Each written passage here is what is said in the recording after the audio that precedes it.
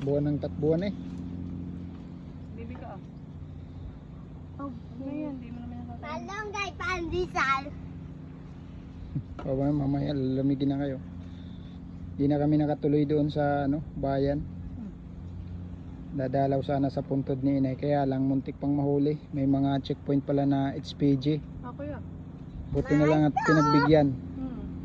Kung hindi pinagbigyan, dalawa pa lang tayo nun, walang helmet. Tag 1.5 yung isa eh.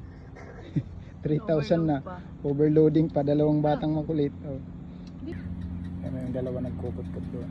Mamaya ako'y liligo na. Lulublob ako sa gulit bago tayo umuwi. Ang layo ng ng lalim. Andun pa sa dulo yung malalim. Dito maganda talaga pag may mga bata kasi hindi ka matatakot na malunod yung mga bata. Gawa ng napakalayo na, napakababaw pa rin ang dagat dito.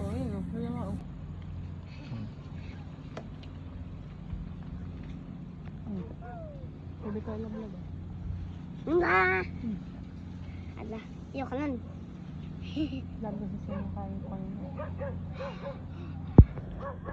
Sige yun eh. Tuwang-tuwa naman eh. Ngayon lang nakapaligo. Waray ko 1 taon na nga. Nakalipas. Ano ang pabon mo? Alam mo ba yato? Abot ko na dito pangangahoy. Panggatong? Wala kami nangangahoy. Nagubatan. Jared, bakit hindi ka pumunta doon sa dulo? Takot yan. Takot ka? Takot nga ako, baka may pateng. Lalim daw nun.